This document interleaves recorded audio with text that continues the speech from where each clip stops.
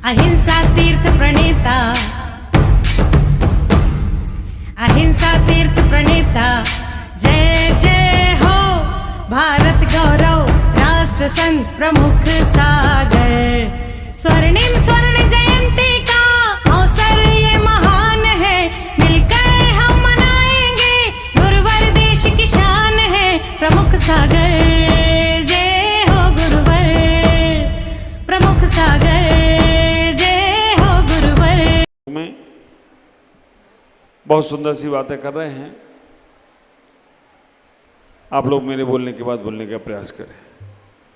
आविद्वान पुद्गल द्रव्यम, आविद्वान पुद्गल द्रव्यम, यो अभिनंदति तस्य तत्, यो विनन्दिति तस्य तत्, ना जातो जंतो समीपयम्, ना जातो जंतो समीप्यम, ना जातो जंतो सामीप्यम्, ना जातो जंतो सामीप्यम, चतुर्गतिषु मुच्यते, चतुर्गतिषु मुच्यते।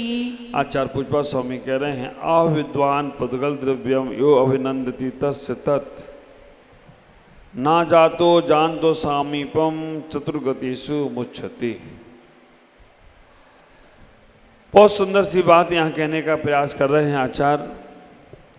आप विद्वान, आप विद्वान का मतलब है जो विद्वान नहीं है, जो ज्ञानी नहीं है, जो समझदार नहीं है, ऐसा व्यक्ति नासमझ है, मूर्ख है, बाह्य में दृष्टि रखने वाला है, ऐसा व्यक्ति जिसके अंदर इतनी समझ नहीं आई अभी तक कि किसके प्रति हमारा राग होना है और किसके प्रति हमें द्वेष भाव रखना है, वो व्यक्ति अज्ञानी है, संसार का ही सृजन करने वाला है।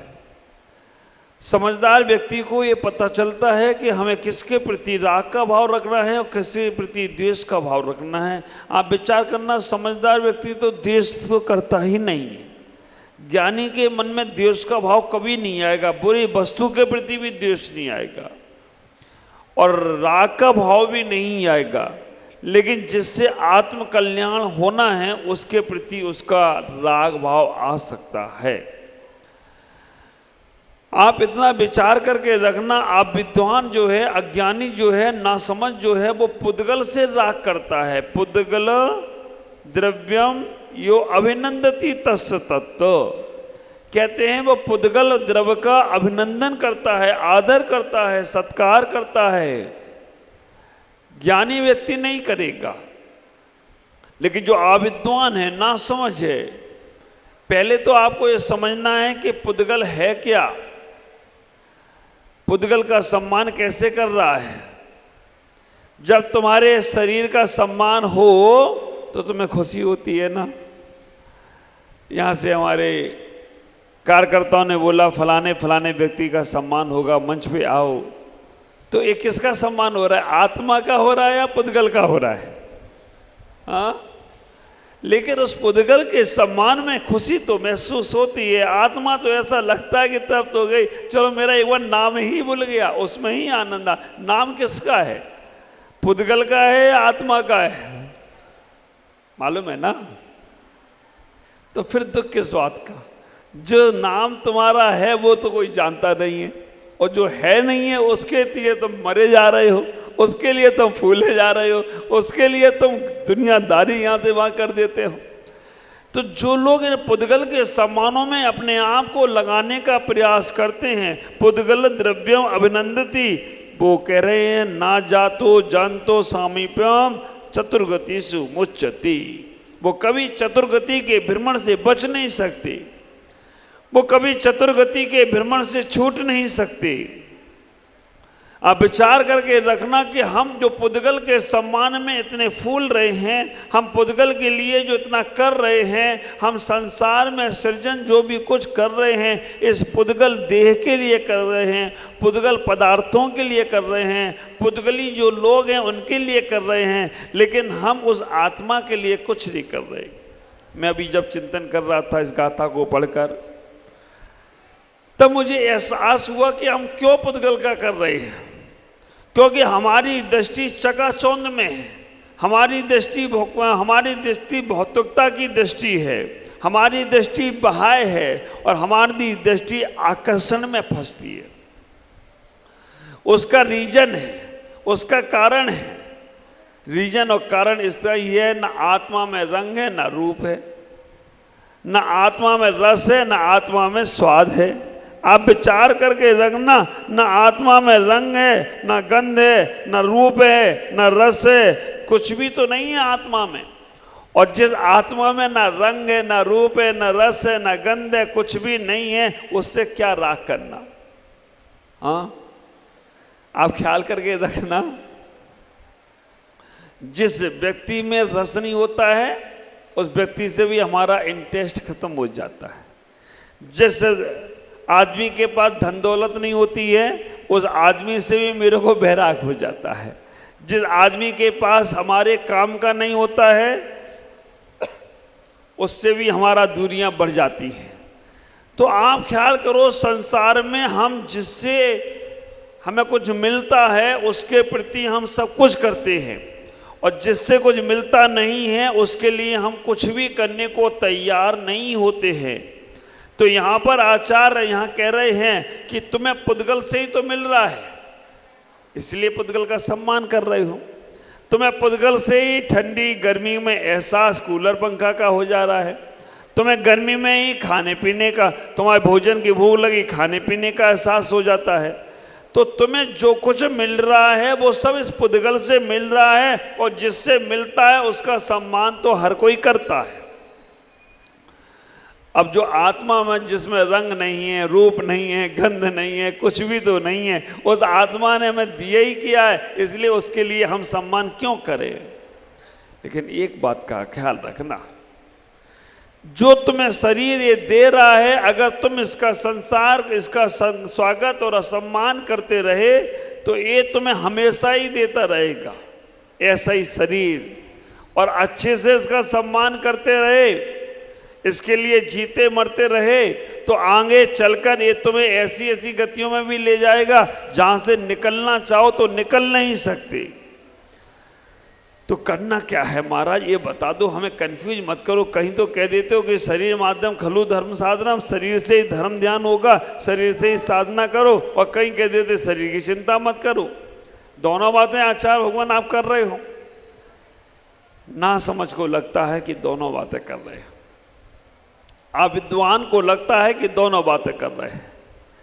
आचार्य कहने का प्रयास एक ही कह रहे हैं कि हम उस शरीर को उसी समय तक याद रखें जब तक हम अपने आत्मा में नहीं लौट गए, जब तक हमने अपने सुख की कामना नहीं की है, जब तक हम अपने अंदर के भाव और वैभव को नहीं पहचान रहे हैं, तब तक उसकी पहचान रखो, उसको छोड़ो नहीं। एक बात पूछूं आपसे, आप दूसरा पैर कब उठाते हो? पहला रख जाए तब उठाते हो, या पहला हवा में है तो ही उठा देते हो? हैं? है ना, आया ना, पहला पैर रख जाता है तभी तो दूसरा पैर उठा रहे हो। तो ऐसे ही है, और अब पहला पैर रख जाए और दूसरा नहीं उठाओ तो आगे बढ़ोगे? हैं? तो सोचो अब क्यों उठाऊं, मैं तो रख गया मेरा पैर, अब यहीं रहेगा, अंगद का पैर हो गया। पहला पैर रख गया और दूसरा उठाओगे नहीं तो जहां हो वहीं स्टेचू बन जाओगे। और दूसरा पैर उठाने के पहले पहला पैर जमाना पड़ता है। तो पहला पैर कौन सा? इतने तो समझदार हो गए हो, शरीर। दूसरा पैर कौन सा? बस जहां मैंने शरीर गई तुम तुरंत आत्मा पे पहुंच ही जाते हो, हमें पहुंचाना ही नहीं, क्योंकि तुम्हारी धारणाएं मन में बैठी हैं कि अगर पहले की बात करी शरीर की तो दूसरी तो बात आत्मा की करेंगे। इतना समझ आ गया है, बस इतनी समझ में समझ लो, पहला पैर शरीर का तुम्हारा व्यवस्थित हो गया, संसार से तुमने साध लिया है, संसार में तुमने अपने आप को व्यवस्थित कर लिया है, संसार की क्रियाओं से तुम अपने आप को सौचित कर लिए हो, संसार के राग और द्वेष और मोह से बच सके हो। तो आप विचार करना, अब दूसरा पैर तो उठाओ बाबा। जब तक दूसरा नहीं उठाओगे तो आगे बढ़ोगे कैसे? वहीं अटके पड़े रहोगे। अब दूसरा पैर उठाना कैसे है? हाँ, ये वो आत्मा ऐसी तो है नहीं उठा के यहाँ रख दी। दूसरा पैर उठाना है तो हमें अपने अंदर के भावों को निर्मल करना पड़ेगा। उस दूसरे पैर ने कह रखा है कि मैं उठूंगा और चलूंगा भी, और जब मैं चलूंगा तो फिर मैं रुकूंगा नहीं। अगर मैं एक बार भी चल गया तो केवल तुम्हें वहां ले जाऊंगा जहां से कोई लौट कर आता नहीं है, वहां पहुंचा दूंगा जहां से कोई संसार में आया नहीं है। मैं ऐसे ही चलूंगा। विष्णु कुमार मुनि के कितने पैर थे? उनने कितने पग भूमि मांगी थी? 3 पग। आप विचार करना, विष्णु कुमार मुनिराज ने 700 मुनिराजों के उपसर्ग को दूर करने के लिए कितनी पग भूमि मांगी? समझे क्यों मांगी थी 3 पग? क्योंकि 3 को समझ जाओगे तो संसार अपने आप समझ में आ जाएगा। 3 पग भूमि मांगी उन्होंने, कह दिया कि मुझे ज्यादा नहीं चाहिए, 3 पग भूमि। पहली भूमि में पूरा मानसोत्तर पर्वत ही नाप लिया, दूसरी भूमि में सुमेरु पर्वत पे हो गया, तीसरी कहाँ रखें? तो ख्याल करके रखना, वो चारों मंत्री झुक गए, चारों मंत्री चरणों में चले गए। तो आप भी 3 ही मांगो बस। क्या? सम्यक दर्शन, पहली भूमि, मानसोत्तर पर्वत तक पहुंचोगे आप। ख्याल करना, उसके बाहर भी चले जाओगे। सम्यक दर्शन अगर प्राप्त हो जाए और देवगति को पालो तो उसके बाहर भी चले जाओगे। दूसरी भूमि का पैर सम्यक ज्ञान, और तीसरी सम्यक चारित्र। जैसे ही सम्यक चारित्र रूपी पैर उठाओगे, चारों कसाय क्रोध, मान, माया, लोभ चरणों में आ जाएं कि भैया मुझे माफ करो, मैं फालतू में तुम्हारे पास आ गया, मुझे कुछ नहीं करना। तो आप उससे कहना, फिर ये बाहर के झंझट बंद कराओ, बाहर की दुनियादारी से बचाओ, बाहर के पदार्थों का अट्रैक्शन खत्म करो, बाहर के लोगों से हमें रुकने का। अगर वो हो गया तो सम्यक चारित्र का पैर तुम्हारे जीवन में उस परम तत्व को लाने का प्रयास करेगा। ख्याल करो, हम अपने जीवन में इतना ही सोचे। बाहर दुनिया के लिए, बाहर जगत के लिए हमने सब कुछ किया है। पहला पैर हम उठा चुके हैं, दूसरा पैर हमें उठाना है सम्यक चारित्र का। एक बार भी सम्यक चारित्र का पैर उठने लगा, ख्याल करना, एक बात और बता रहा हूं, बिल्कुल सत्य। आत्मा कभी चारित्र को ग्रहण नहीं करेगी। आत्मा में चारित्र है ही नहीं। चारित्र तो उसे ग्रहण करना है जिसने मिथ्या को ग्रहण कर रखा है। जो व्यक्ति पानी में है उसे पानी में क्या जाना। जो व्यक्ति सूखे में है उससे कहा जाता है कि स्नान करना है तो पानी में जाओ। जो व्यक्ति खुद अपने ज्ञान में है उसे अज्ञान में क्या जाना। ख्याल करना, आत्मा चारित्र रूप ही है। और ऐसा हमारे जैन संप्रदाय में कुछ तत्व कहते हैं चारित्र जड़ की क्रिया है। वो गलत नहीं कह रहे, वो गलत नहीं कह रहे। चारित्र केवल ये शरीर ही धारण करता है। चारित्र से शरीर ही धारण होगा, चारित्र शरीर में ही होगा। आत्मा में चारित्र जाएगा ही नहीं, क्योंकि आत्मा तो चारित्र का शुद्ध स्वरूप है। निश्चय से देखा जाए आत्मा के अंदर हमारे आलाप पद्धति में सूत्र आया है, कारम करम उपाधि निरपेक्ष इत संसारी जीवा सिद्ध समानहा। तो आत्मा तो शुद्ध है, पवित्र है, सब कुछ है, निरंजन है, निराकारी है, अच्छा अकंप है। चारित्र तो केवल शरीर ही धारण करेगा। लेकिन उन समझदारों को यहाँ समझाया गया है कि चारित्र को जड़ की क्रिया कहकर चारित्र का निषेध मत कर दो। चारित्र की जड़ की क्रिया कहकर चारित्र को हटा नहीं सकते हैं हम। इतना ही विचार करना, उस आत्मा को जो बंधन में बंधी हुई है, आत्मा जो अभी संसार के उन फंदों में फंसी हुई है, उसे निकालने के लिए चारित्र के बंधन से, चारित्र के श्रृंगार से, चारित्र के आभूषणों से इस शरीर को सजाना पड़ेगा। और चारित्र के शरीर से, चारित्र को हमने शरीर को सजा लिया। संस्कार साधना शिविर में आप चारित्र से अपने शरीर को सजाने आए हो। संस्कार साधना शिविर में आप सम्यक की दर्शन की भावना थी तो आप दौड़े दौड़े आ गए। सम्यक ज्ञान हुआ तो कहाँ दौड़ना है, विचार करना। मुझे मालूम है सबके शहरों में कोई ना कोई साधु होगा, कोई ना कोई संत होगा, कोई ना कोई माताजी होंगी, कोई ना कोई त्यागी वृत्ति होंगी, और कोई नहीं होगा तो सब मंदिरों में कोई ना कोई को बुला लिया होगा। कहीं यहाँ के विद्वान आए होंगे, कहीं वहाँ के विद्वान होंगे, कहीं भी खाली नहीं होगा। लेकिन तुम्हारा सम्यक ज्ञान जागा कि चलो मुझे गुरु के पास जाकर परिश्रम करना है, तो दौड़े दौड़े गुरु के पास आ गए हो। और विचार करके रखना, क्यों?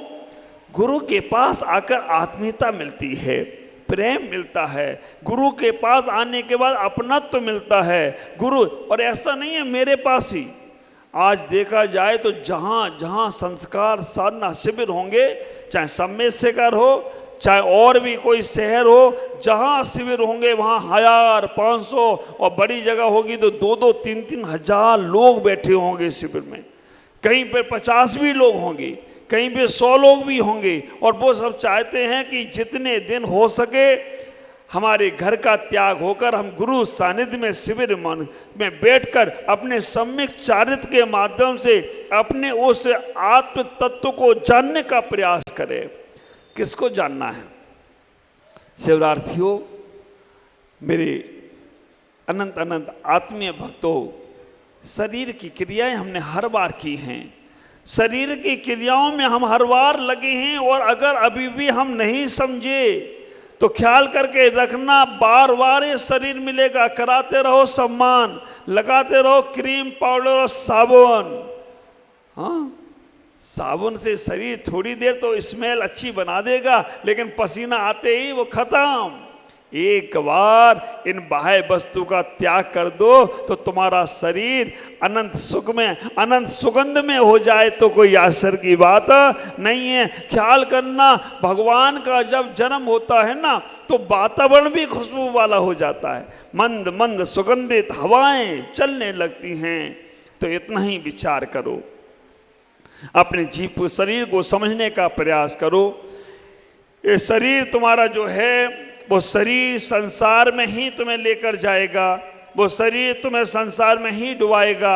और उस शरीर को इस्तेमाल करो ना, मैं मना नहीं कर रहा हूँ, शरीर का उपयोग करो।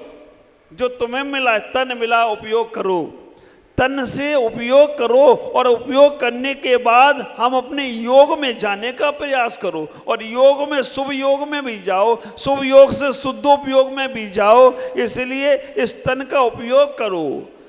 भोगों में लगाकर अनंत जन्म तुमने गंवा दिए हैं। भोगों में लगाकर ये शरीर को तुमने इतना ज़्यादा एक अपने जीवन में, अपने बार शरीर में लेकर आए हो कि जिससे तुम्हारा जीवन संसार में ही पड़ा हुआ है। विचार करना, भोगों में नहीं लगाना है इस शरीर को। अब इसको, शरीर को योग में लगाना है, इस शरीर को आत्म कल्याण में लगाना है, इस शरीर को हमें अपने आत्म जीवन में लगाना है। ख्याल करके रखना, भोगों में लगाने के बाद सुख मिला, संसार में शादी विवाह करने के बाद सुख मिला, बच्चों को जन्म देने के बाद सुख मिला, खाने पीने के बाद सुख मिला। अगर कहते हो हाँ तो भगवान कहेगा अगली बार भी तुम्हें हम शरीर देंगे। और तुम कहते हो ना तो भगवान कहते हैं छोड़ते क्यों नहीं हो? जब नहीं मिल रहा है तो छोड़ भी नहीं पा रहे हो, और मिल रहा है तो फिर अगले बार भी तैयार रहो, ऐसे ही मिलता रहेगा। और दुखी होते रहो, वही पाते रहो। एक बार मन में ये विचार आ जाए, नहीं अब मुझे जन्म मरण नहीं करना है, अब मुझे संसार में दोबारा लौट के नहीं आना है। ख्याल करके रखना, सन्यासी बनने के बाद भी तुम्हें दुख हो रहा है, सन्यासी बनने के बाद भी तुम्हें लग रहा है इस शरीर में बहुत कष्ट है, सन्यास के मार्ग में बहुत कष्ट है। ख्याल करके रखना, कई जन्मों तक सन्यास मिलेगा नहीं। अब वही संसार मिलेगा, वही बच्चे मिलेंगे, वही पति मिलेंगे, वही पत्नियां मिलेंगी, और वही संसार में डूबते रहो, जीते रहो, मरते रहो, उसी के कीड़े बनते रहो। कितना बड़ा पुण्य संन्यास लेने के बाद अगर तुम्हारे मन में, किसी के भी मन में व्रत लेने के बाद एक मिनट को भी भाव अगर ये आ जाए, इससे तो अच्छा हमारा घर था, इससे तो अच्छे हमारे परिवार के लोग थे, इससे तो अच्छे हमारे वो लोग हैं जो हमारी मन की सुन तो लेते हैं। सुना लो मन की, तुम मन में ही पड़े रहोगे, मन से आत्मा तक पहुंचे नहीं पाओगे। लगे रहो परिवार में और लगे रहो संसार में, अनर बार भगवान भी कहेगा बहुत अच्छा परिवार है, इनको अगली बार भी उसी में जन्म दो इनको, क्योंकि ये सन्यास का मार्ग समझ में ही नहीं आ पा रहा है। ख्याल करना, शरीर शरीर में रह जाएगा, आत्मा आत्मा में चली जाएगी। ख्याल ऐसा नहीं है परिवार के लोग हैं तो महाराज उनसे हम मुंह टेढ़ा कर लें।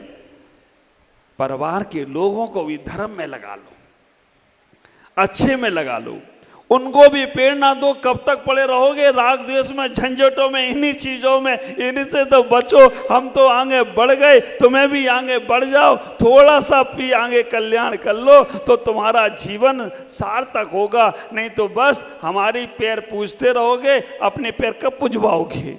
ख्याल करो, हमें ही नमस्कार करते रहोगे, तुम कब नमस्कार के पात्र बनोगे? इतना विचार करना, शरीर आत्मा को देखने का प्रयास करना। आचार्य यहाँ कह रहे हैं शरीर को माध्यम बना लो, शरीर को साधन बना लो, क्योंकि शरीर वो साधन है जो तुम्हें उस तत्व तक पहुंचाएगा। शरीर वो साधन है जो तुम्हें उस उपलब्धि तक पहुंचाएगा। हमेशा मैं पहले भी कह चुका हूँ, हवाई जहाज, प्लेन आसमान में उड़ता है, उड़ना भी चाहिए, लेकिन वो प्लेन आसमान में उड़ने के पहले रनवे पे दौड़ लगाता है। रनवे पे दौड़ नहीं लगाए, वो कहता मैं तो आकाश में उड़ने वाला हूँ, आकाश में रहूँगा, रनवे पे नहीं आऊँगा। क्या होगा? पेट्रोल खत्म हुआ ना हवाई जहाज बचेगा, ना ड्राइवर बचेगा, ना कुछ बचेगा, और कहाँ के देगा? तो ख्याल करके रखना, ये शरीर रनवे है, इस शरीर का रनवे की तरह दौड़ लगाओ, सहारा लो, लेकिन जैसे ही अपने आकाश रूपी आत्मा में पहुंच जाओ ना, तो ये रनवे को छोड़ दो तो तुम आकाश का आनंद ले सकते हो, आकाश में आनंद में उड़ सकते हो, आकाश का जीवन को प्राप्त कर सकते हो। और उतरना है तो भी रनवे की जरूरत है। और आकाश में जैसे ही तुम उड़ने लग गए, जैसे ही उस आकाश की ऊंचाइयों को छूने लग गए, नीचे से लोग देखेंगे हवाई जहाज जा रहा है। हम भी बचपन में देखते थे, गर्मी में छत पे बैठ सो जाएं और कभी दिख जाए तो घर के सबको बुला लो, हवाई जहाज हवाई जहाज हवाई जहाज जा रहा है। देखने में भी आनंद आता है। कई महीनों में एक आध दो निकलते थे, कभी हफ्ते में एक आध निकलता था। अब तो ये स्थिति बन गई कि एक बार एयरपोर्ट के पास बैठ जाओ, हर मिनट में निकल जाता है। और कई, अब बम्बई मेरा जब चातुर्मास हुआ तो पास में ही एयरपोर्ट था, इतने नीचे ये लगता था कि अभी ये बिल्डिंग में घुसने वाला है, लेकिन बस ऐसे आया और ऐसे ऊपर चलकर चला गया। ख्याल करो, शरीर को रनवे समझो, इस रनवे पर दौड़ लगाकर अपनी आत्मा की ओर चले जाओ। आत्मा का मतलब ये नहीं है कि शरीर छोड़ दिया। शरीर से कहो तुम अच्छे काम में मेरा साथ दोगे तो मैं तुम्हें हर चीज दिलाऊंगा, और तुमने अच्छे काम में मेरे को अवरोध डाला ना, तो विचार करना, फिर तुम मांगते रहो, मैं तुम्हें कुछ नहीं दिलवाऊंगा। बच्चों के साथ भी ऐसे ही, बच्चे तुम्हारे अच्छे काम में साथ दें, बच्चों की हर इच्छा पूरी करना, और बच्चे जब तुम्हारे अच्छे काम में साथ ना दें, छोड़ देना। रोते हैं तो रोने दो, हम उन्हें गलत नहीं बनाएंगे, हम उन्हें गलत चीज़ों में नहीं लेकर जाएंगे। ये विचार करके रखना, ये सोचने का प्रयास करना। और अच्छे काम में साथ दे शरीर। तुम्हारे मन में भाव है कि हमें उपास करना है, बड़े लोगों के मन में भाव है, लेकिन क्या करें महाराज, शुगर भी है, ब्लड प्रेशर भी हाई हो रहा है, अब क्या करा जाए। बच्चे मना करते हैं, परिवार के लोग कहते हैं, लेकिन मेरी आत्मा की भावना बहुत अच्छी है। फिर भी शरीर का थोड़ा ख्याल रखो, वो गड़बड़ करे तो उसको पनिशमेंट दो कि तुम 1 घंटे तो रुको, उसके बाद मैं सोचूंगा। 2 घंटे रुको, और फिर ज़्यादा ही कहीं कोई कर्म का उदय आए तो शरीर की भी थोड़ी सुनना, नहीं तो वो कहेगा तुम लगे रहो आत्मा में, मैं तो चला, और वो चला तो फिर आत्मा को कैसे पाओगे। इसलिए हाँ, जाए तो वो शरीर से है ना, जाओ, मैं सब चीज़ों का त्याग कर दूंगा, सब चीज़ों का उसी वक्त त्याग कर दो, तो वो शरीर भी कहेगा अब मैं क्यों जाऊं, चलो अब मैं जाऊंगा भी तो तुम्हें इससे अच्छा शरीर दिलाऊंगा। आप विचार करना, शरीर कहे मैं जा रहा हूं, तुमने मेरी नहीं सुनी, तुमने उपवास ज़्यादा कर लिए और मैं अब जा रहा हूं, तो जाओ।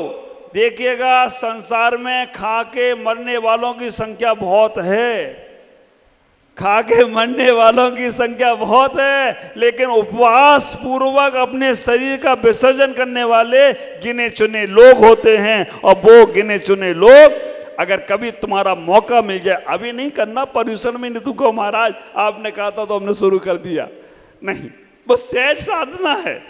वो जब होगा तब ये सोचना कि हमसे ज़्यादा पुण्यशाली कोई नहीं, कि इस शरीर की वजह से मुझे बार बार संसार मिल रहा था, अब मैं शरीर बार बार नहीं लूँगा, अब मैं शरीर से पार जाने वाला हूँ।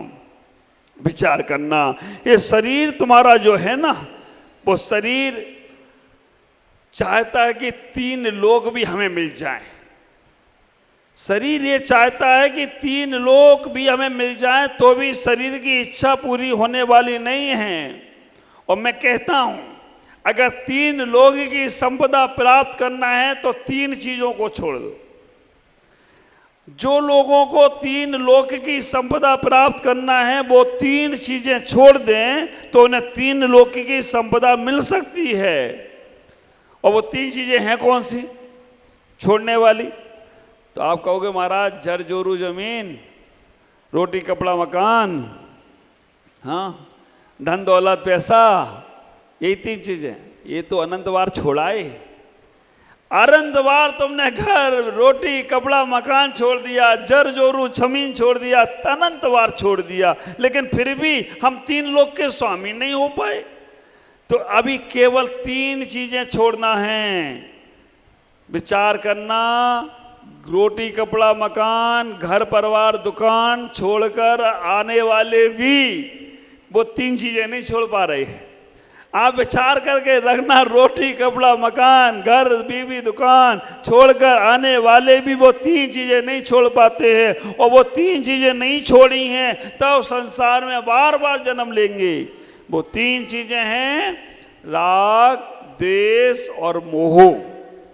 ख्याल करके रखना, जैसे ही वो 3 चीजें राग द्वेष और मोह छोड़ा तो 3 लोक के स्वामी बनने में कोई दिक्कत होने वाली नहीं है। और आप विचार करना, जैसे ही तुमने राग संसार का छोड़ा, दुनिया तुमसे राग करेगी। तुम छोड़ के तो देखो, तुम लगे छोटे मोटे पदार्थों में राग में, छोटे मोटी चीजों में राग में, तो बस वो दुनिया कहती लगे रहो मुन्ना भाई, है ना, कुछ नहीं होने वाला है। इतना ही विचार करके रखना, तुम छोटी मोटी चीजों में अपने मन को खराब करते हो। कैसा है ये मन? किसी ने तुम्हारे मन की मनमानी कर दी, बस अब तुम्हारा मन जिनवानी में लग जाता है। और किसी ने मन में आनाकानी कर दी तो अब तुम्हारा जीवन, तुम्हारा मन आनाकानी में लग जाता है। आप विचार करके रखना, मन को समझो तो मेरे साधक, मन को समझने का तो प्रयास करो।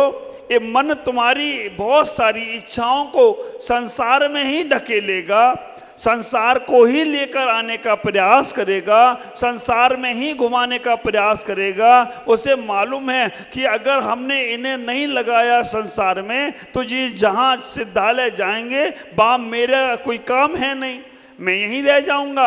इसलिए जब तक हम इनके पास में संसार में भटकाते रहेंगे तब तक मेरा सम्मान होता रहेगा। और मेरा सम्मान, आचार्य कह रहे ना, अविद्वान पुद्गल द्रव्य यो अभिनंदिता, वो उसका सम्मान करता रहता है। किसका सम्मान कर रहे हो? इस शरीर का। 12 भावनाओं में पढ़ते हो ना, दीप चाम चादर मणि हाड़ पिजरा दे, भीतर या सम जगत में अवर नहीं घिन घे। शरीर में कितनी गंदगी है मालूम है?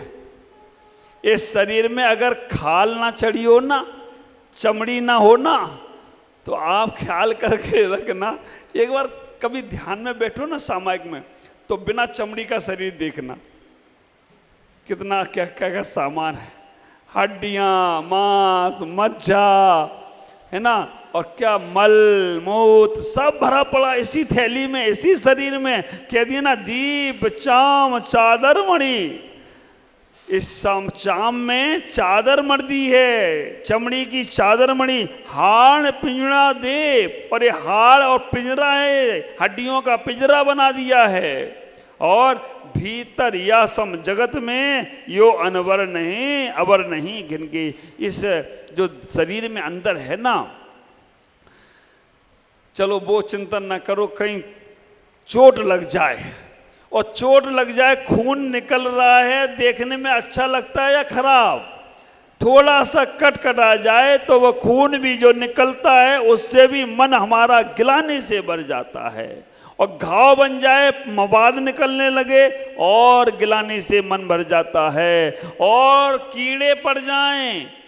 मैंने देखा अपनी आंखों से, कैंसर के उस व्यक्ति को कैंसर हो गया, गाल सड़ गया, गाल सड़ गया, कीड़े पड़ गए, कुलबुला रहे हैं, कोई भी पास में जाने को तैयार नहीं है।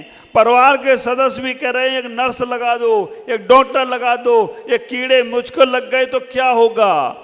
और जैसे तैसे मैंने कहा मुझे देखना है कैसे कीड़े होते हैं। एक हाथ में गुलाब, हाथ में क्या पहनते हैं, दस्ताना समझ लो, सीधा सीधा, जब जो भी हो इंग्लिश का शब्द जो भी है, दस्ताना पहना हाथ में, और उसने एक चिमटी ली। चिमटी लेने के बाद उसके गाल के अंदर से कीड़ा निकाला, ऐसे छटपटा रहा है, ऐसे छटपटा रहा है। उसको तुरंत एक पानी का वो रखा, उसके अंदर डाला, निकाला 100-200 कीड़े, और बोले हर घंटे में कीड़े उत्पन्न हो रहे हैं, एक एक कीड़ा 100-100 कीड़े को जन्म दे रहा है। ख्याल करके रखना, एक एक कीड़ा 100-100 कीड़ों को जन्म दे रहा है, अंदर वो कीड़े खा रहे हैं। ख्याल रखना, एक चींटी चिपक जाए ना, हाँ हमें तो कभी कभी ये आश्चर्य लगता है, आचा शांति सागर बैठे रहे और मधुमक्खियों का छत्ता पूरा चिपक गया उनके शरीर से, टस से मस नहीं हुई, और यहाँ तो एक मच्छर आ जाए, नींद हराम कर दे, सो नहीं पाए, वो आके कान पे गुनगुन करता है, और आप सोए तो वो आके बैठ जाता है, एक मच्छर नींद हराम कर देता है। ख्याल करके रखना, एक चींटी आ जाए, चिपक जाए, तो तुम्हारी ध्यान साधना उस चींटी में चली जाती है। इतने कीड़े। और जब मैंने उनसे पूछा कि कैसा महसूस हो रहा है, बोला महाराज नरक की वेदना है, नरक की पीड़ा है, क्योंकि अंदर ही अंदर कीड़े काट रहे हैं। हम मारना भी चाहें तो मरते नहीं, दूसरे जन्म ले लेते हैं, अंदर ही मांस खा रहे हैं, अंदर ही नोच नोच के वो खाने का प्रयास कर रहे हैं। हे भगवान मुझे उठा लो। मरना चाहते हैं लेकिन मर नहीं सकते, आत्महत्या करना चाहते हैं, लेकिन घर वाले कहते हैं नहीं और थोड़ा जी जाओ, जितना जी जाओ। उनसे पूछो वो जीना चाहते कि नहीं। तो ख्याल करना, ये शरीर ऐसा है, इसके अंदर गंदगी भरी है, और ये शरीर तुम्हें दुखदाई बने, ये शरीर तुम्हें तकलीफ दे, ये शरीर तुम्हें कष्ट दे, उसके पहले इस शरीर से निकल जाना, उसके पहले इस शरीर से निकल जाना। वो मैं हमेशा एक बात कहता हूँ सब किसी को, भगवान किसी को बीमारी मत देना, मौत दे देना। अब कहोगे महाराज ये मरने का आशीर्वाद क्यों दे रहे हो? आप विचार करके रखना, बीमारी देने के बाद वो आदमी ना जी पा रहा है ना मर पा रहा है। कई बार एक्सीडेंट होते हैं, एक्सीडेंट में हाथ चला गया, पैर चला गया, दिमाग बैंड हो गया, कोमा में चला गया, उसके घर वाले परिवार वाले सब दुखी। ख्याल करना, बीमारी मृत्यु से भी ज़्यादा खतरनाक है। मृत्यु वाले जीव को एक बार मरण हुआ और वो जाकर दूसरी जगह जन्म ले लेगा, लेकिन ये जीव जो बीमारियों से ग्रसित है और बीमारियों से ग्रसित है, वो जी कर मर रहा है और मर मर कर जी रहा है, उसका जीवन और संक्लेशित परिणाम में हो रहा है। मृत्यु देते आते समय अगर उसके परिणाम अच्छे हो गए तो वो निकल जाएगा। तो मैं कहना चाहूंगा कि आप इस शरीर में से निकल जाना बीमारी आने के पहले, इस शरीर में से निकल जाना मृत्यु आने के पहले, इस शरीर में से निकल जाना, क्योंकि ये शरीर किराए का मकान है, छोड़ना ही पड़ेगा।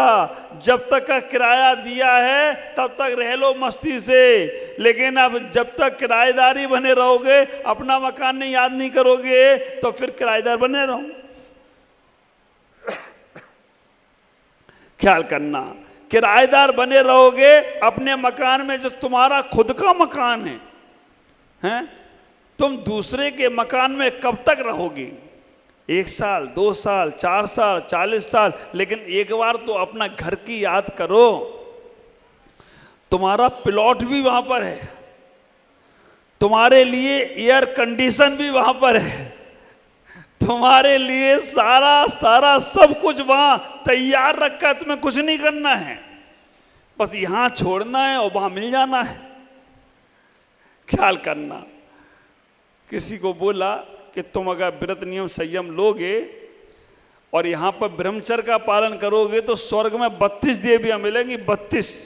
यहाँ एक छोड़ो, वहाँ 32 मिलेगी। वो क्या महाराज एक ही नहीं निपट पा रही है, 32 के चक्कर में कौन पड़े? मैं नहीं लेता व्रत नियम संयम, मैं तो संसार में अच्छा हूँ, क्योंकि इतना ही नहीं निभ रहा है, उसको और 32 को झेलना, नहीं जाऊँगा, यहीं पर रहूँगा। ख्याल करना, ये भाव नहीं। हम वहां की बात नहीं कर रहे हैं, हम बात कर रहे हैं सिद्धालय की। सिद्धालय में एक बार तुम्हारे लिए जगह व्यवस्थित है। यहां पर तो एक कमरे में दूसरा रुक जाए तो खटर पटर शुरू। ये रुक कैसे गया कमरे में मेरे? ख्याल करके रखना, यहां तो ऐसी स्थिति है, एक हाथ में एक चूड़ी डली है और दूसरी डाल लो चूड़ी आप, फिर देखो मजा। इतनी आवाज करेंगी वो दोनों मिलके कि तुम कहोगे यार इतने सब कुछ खत्म कर दिया मेरा, शांति खत्म। तुमने सामान उठाया और रखा तो आवाज शुरू। तुमने जो एक चूड़ी के बाद दूसरी चूड़ी हाथ में आ जाए, आवाज शुरू हो जाती है। एक कमरे में दूसरा आ जाए, आवाज शुरू हो जाती है। और तुम्हारे दिमाग में कितने घुसे हैं तो आवाज नहीं आएगी, क्योंकि ये संसार है। और एक बार अगर तुम सिद्धालय चले गए ना, तो एक शरीर में अनंत एक शरीर में असंख्यात सिद्ध भगवान समाहित हो जाए तो कोई आश्चर्य की बात नहीं है। ख्याल करना, एक कमरे में दीपक 50 रखे हों, वो दीपक आपस में जगह बनाने के लिए इधर उधर कर सकते एक दूसरे दीपक को, लेकिन वो 50 दीपकों का अगर प्रकाश देखें तो एक साथ एक कमरे में हो जाए तो कोई आश्चर्य। प्रकाश में अंतर नहीं है, दीपक में अंतर है। मैं आपसे कहूँगा, इस शरीर को अपना मत मानो, इस शरीर से बचने का प्रयास करो। अगर विद्वान हो, ज्ञानी हो, समझदार हो तो शरीर को उतना ही इस्तेमाल करो जिसमें तुम्हारा धर्म ध्यान सध जाए, जिसमें तुम्हारी आत्म साधना सध जाए, जिसमें तुम्हारे संसार से पार होने के सूत्र मिल जाएं, अन्यथा संसार में ही लगे रहोगे। मैं आपसे कहूँगा, आप अपने जीवन को समझो। ये मानव धर्म, ये मानव शरीर हर बार नहीं मिलेगा। जी तो लिया, 50 साल 100 साल जी लिए, 50 साल जी लिए, 40 साल जी लिए, 80 साल जी लिए। अब अपने उस आत्म के लिए जियो। कर्तव्यों को पूरा कर दिया हो तो अब मत सोचो। ख्याल करना, पुत्र सपुत्र तो का धन संचय, पुत्र कपुत्र तो का धन संचय। पुत्र सपूत है तो तुम उसके लिए चिंता क्यों कर रहे हो? वो जहां पैर मारेगा वहीं पानी निकलेगा। जहां पर योग बना दिया है अपने बेटों को, बेटियों को, तो विचार करके रखना। अब तुम मत सोचो, वो जहां बैठ जाएंगे वहीं से सब दुनिया शुरू हो जाएगी। और पुत्र कपुत्र है, जोड़ के रख दो करोड़ों रुपया, तुम्हारे ही नाम में बट्टा लगाएगा, तुम्हारे ही नाम को खराब करेगा, तुम्हारे नाम को वो नष्ट होना वो तुम्हारे ही पैसे से करेगा, तुम्हारे ही वैभव से करेगा। तो फिर तुम उस बच्चे के लिए, और मुझे तो कभी ये आश्चर्य लगता है कि बहुत से लोग बोलते हैं महाराज अभी बच्चों को क्यों बच्चे सब मूर्ख हैं, पागल हैं, समझदार नहीं है क्या? तो तुम इतना सोच रहे हो? हाँ, बच्चों को बच्चों के हिसाब से समझा कर आगे बढ़ा दो, तुम्हारा जीवन सार्थक होगा। यहाँ शरीर के जो सम्मान करते हैं, आदर करते हैं, वो संसार में रहते हैं, और जो शरीर का सम्मान नहीं करते हैं वो संसार से पार हो जाते हैं। इतना ही विचार करना, आप अपने जीवन को समझें। ये शरीर बहुत ज़्यादा आकर्षित करता है, क्योंकि इसके अंदर रंग भी है, रूप भी है, गंध भी है, और सब कुछ है। आत्मा में न रंग है, न रूप है, न गंध है, कुछ भी नहीं है। इसलिए उस आत्मा को पाने के लिए शरीर से आसक्ति हटाएं, आत्म तत्व की ओर जाएं। इन्हीं पुनीत भावनाओं के साथ ओम नमः। जय गुरु।